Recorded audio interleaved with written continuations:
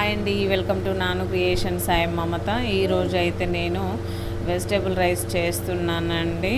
చాలా బాగుంటుంది కదా. మనకి నాన్ వెజ్ తినాలి అనిపించినప్పుడు, తినలేని పరిస్థితిలో ఉన్నప్పుడైనా సరే మనం ఇట్లా వెజిటేబుల్ రైస్ చేసుకొని తింటే నాన్ వెజ్ తిన్న ఫీల్ ఉంటుందండి. చాలా బాగుంటుంది. నాకైతే 100% ఫిల్ చేసినట్లు అనిపిస్తూ ఉంటుంది. నాన్ వెజ్ తిన్నట్లు అనిపిస్తుంది. ఆల్మోస్ట్ ఇక చికెన్ తిన్నా అనిపిస్తుంది అనమాట. అంత బాగా చేసుకుంటాను నేనైతే.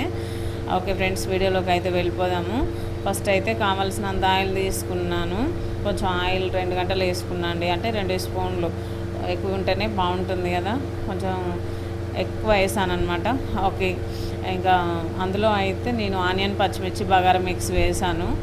బగారా మిక్స్ వేసుకుంటే ముందే అవి పేలిపోతాయండి. అందుకే ఆయిల్లో నేను డైరెక్ట్ వేయకుండా ఆనియన్, పచ్చిమిర్చి వేసిన తర్వాత వేస్తాను. లవంగాలు ఉంటాయి చూడండి, అవి ఆయిల్ బాగా హీట్ అయిన తర్వాత వేసుకుంటే అవి పేలి మీద పడుతుంటాయి, లేదంటే బయట పడుతుంటాయి అన్నమాట. అందుకని చెప్పేసి నేనైతే పచ్చిమిర్చి, ఆనియన్ వేసిన తర్వాత వేసుకుంటాను. అయితే మంచిగా మంటను లో ఫ్లేమ్లో పెట్టుకొని వాటి ఫ్లేవర్స్ మొత్తం మంచిగా మాడిపోకుండా మంచి బయటికి మంచి స్మెల్ రిలీజ్ అయ్యేంత వరకు వేయించుకుంటాను. వేయించుకున్న తర్వాత అందులో నేను ఆలుగడ్డ, క్యారెట్ వేస్తున్నాను. చిన్న చిన్న పీసెస్ లాగా కట్ చేసుకొని వేసుకోవాలండి. మరీ ఎక్కువ పెద్దగా కట్ చేయొద్దు. ఆలుగడ్డలైనా క్యారెట్ అయినా చిన్న చిన్న పీసెస్ లాగా కట్ చేసుకుంటేనే మనకు తినేటప్పుడు డిస్టర్బెన్స్ ఉండదు అనమాట. తీసి పక్కన వేయాలి అనేటట్టు ఉండకూడదు. మంచిగా అందులోనే మిక్స్ చేసుకొని తినేలాగా కట్ చేసుకోవాలి అనమాట. ఓకే ఫ్రెండ్స్, చిన్న పీసెస్ లాగా కట్ చేశాను. మంచిగా అందులో వేసుకొని బాగా ఫ్రై చేసుకోవాలండి. ఫ్రై అంటే కొంచెం ఉడికించుకోవాలి. ఇక ఒక 4-5 నిమిషాలు ఆయిల్లో ఈ విధంగా కలుపుకుంటూ ఉడికించుకోవాలి. మనకు సాల్ట్ వేసుకోవాలి కదండి, ముక్కలకి పట్టాలి కదా అని చెప్పేసి నేనైతే కొంచెం సాల్ట్ వేసాను, ఆ ముక్కల వరకు సరిపోయేంత. తర్వాత పుదీనా, కొత్తిమీర వేస్తున్నాను. చూసారండి, ఫ్రెష్ పుదీనా, కొత్తిమీర వేసుకుంటే మనకి ఇక మంచి స్మెల్ వస్తూ ఉంటుంది అన్నమాట. టేస్ట్ కూడా బాగుంటుంది. ఇదైతే ఖచ్చితంగా ఇక ఇంపార్టెంట్ ఇంగ్రీడియంట్స్ అన్నమాట. ఇవన్నీ కూడా వెజిటేబుల్ రైస్ చేసుకున్న, బగారా రైస్ చేసుకున్నా కూడా ఇవన్నీ వేసుకోవాలి ఖచ్చితంగా. నేను అన్నీ ఉంటేనే ఫస్ట్ అన్నీ ఉన్నాయా లేవా అని చూసుకొని వంట అయితే మొదలు పెడుతూ ఉంటాను. తర్వాత ఫ్రెష్ అల్లం పేస్ట్ 1 స్పూన్ వేస్తున్నాను. 1 స్పూన్ అల్లం పేస్ట్ వేసుకొని మంచిగా మిక్స్ చేసుకుందామండి. ఇలా బాగా మిక్స్ చేసుకొని మాడిపోకుండా మంటని లో ఫ్లేమ్లో పెట్టుకొని మంచిగా పచ్చివాసన పోయేంత వరకు ఒక 2 నిమిషాల పాటు అట్లా వదిలేసుకోవాలి. నేను ఫస్ట్ బగారా మిక్స్ వేసేటప్పుడు బగారాకులు వేయడం మర్చిపోయానండి. నేనైతే బగారాకులు వేయడం నాకు మధ్యలో గుర్తుకొచ్చింది, అప్పుడు తీసుకొచ్చి వేసాను అనమాట. ఓకే, ఇట్లా మంచిగా అన్నీ బాగా ఈవెన్గా ఫ్రై అయ్యేటట్టు మంచిగా ఫ్రై చేసుకున్న తర్వాత ఇక వాటర్ అయితే పోస్తున్నాను. నేను 1 గ్లాసు రైస్ తీసుకున్నాను. 1 గ్లాస్ రైస్కి 1.5 గ్లాసున్నర వాటర్ అయితే పోసుకోవాలి అనమాట. ఫస్టే కడిగి నానబెట్టుకున్నాను రైసు. బాస్మతి రైస్ అంటారు కదా అండి, బిర్యానీ రైస్, దాంతోనే చేస్తున్నాను. ఇంకా ఆ రైస్ అయితే తర్వాత వేసుకుంటాను. ఫస్ట్ అయితే ఇందులో కొంచెం మసాలా వేస్తున్నాను. మసాలా, కొంచెం కారం. మనం ఇందులో కూర లేకుండా కూడా తినేయచ్చు అండి. కొంచెం స్పైసీగా ఉండాలి కదా, కూర లేకుండా తింటాం కాబట్టి ఇందులో కారం కూడా వేసుకోవాలి అన్నమాట. మసాలా వేసాను, కారం వేసాను, తర్వాత సాల్ట్ వేస్తున్నాను టేస్ట్ సరిపడా.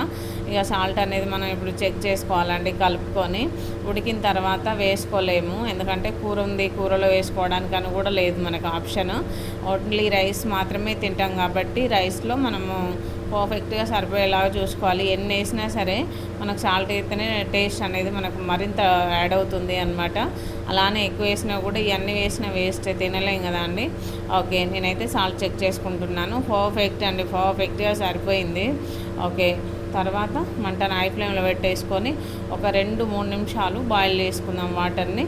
ఇలా రోలింగ్ బాయిల్ అయ్యేంత వరకు ఉంచుకోవాలి. ఒక 2 మినిట్స్ ఆర్ 3 మినిట్స్ ఇట్లా ఉంచుకున్న తర్వాత మనకి వాటర్ అనేది మంచిగా చూడండి ఈ విధంగా పర్ఫెక్ట్. తర్వాత రైస్ వేసుకోవాలండి. ఇందులో నానబెట్టుకున్న రైస్, ఇది పొడుగు రైస్ కాబట్టి ఒక 10 నిమిషాలు నానబెట్టుకుంటే సరిపోతుంది అండి. మరీ ఎక్కువ నానబెట్టుకున్న విరిగిపోతుంది. ఇలా నానబెట్టుకున్న రైస్ని మనము ఇష్టం వచ్చినట్టు గంట పెట్టి కలపకూడదు, విరిగిపోతుంది కదా రైస్ అనేది. ఆల్రెడీ మనకి నానిపోయింది. అలా గంట పెట్టి కలుపుకుంటే ఇంకెట్లుంటుందండి కదా. అందుకని చెప్పేసి నేను నెమ్మదిగా కలిపేశాను. ఇక వాటర్ అయితే ఎక్కువ అవుతుంది తక్కువ అవుతుంది అనే టెన్షన్ అసలు ఏమీ ఉండదండి. ఒకటి గుర్తుపెట్టుకోవాలి, మనం ఒకటి తీసుకున్నామంటే 1.5 వాటర్ తీసుకోవాలి.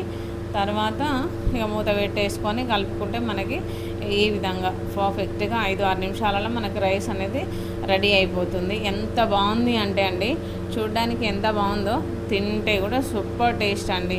నేను చెప్పాను కదా, చికెన్ మటన్ మనకి నాన్ వెజ్ తినాలి అనిపించిన ప్రతిసారి ఇలా వీక్లీ వన్స్ 2 టైమ్స్ అట్లా వేసుకొని తినేయచ్చు హ్యాపీగా.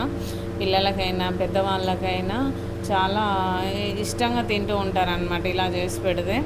ఓకే, చూసారు కదా అండి, నా వెజిటేబుల్ బిర్యానీ రెడీ అయిపోయింది. వెజిటేబుల్ రైస్ అనొచ్చు, వెజిటేబుల్ బిర్యానీ అనొచ్చు. ఇది పిల్లలకి లంచ్ బాక్స్లోకైనా, మార్నింగ్ టిఫిన్లోకైనా, ఈవినింగ్ డిన్నర్లోకైనా, మనకి దేంట్లోకైనా సెట్ అయిపోతుంది అన్నమాట. చాలా చాలా బాగుంటుంది. ఇందులోకి మనము పప్పు వేసుకొని తిన్నా బాగుంటుంది, ఆలుగడ్డ ఫ్రై వేసుకొని తిన్నా చాలా బాగుంటుంది. స్పైసెస్ అన్నీ యాడ్ చేసాం కాబట్టి ఉట్టిది వేసుకొని తిన్నా సూపర్ టేస్ట్ ఉంటుందండి. లాస్ట్లో మాత్రం పెరుగు వేసుకొని తినాలి. ఇంకా దీన్ని అయితే నేను ఆనియన్తో సర్వ్ చేసుకొని హ్యాపీగా ఎంజాయ్ చేస్తాను. Okay friends, bye, thank you.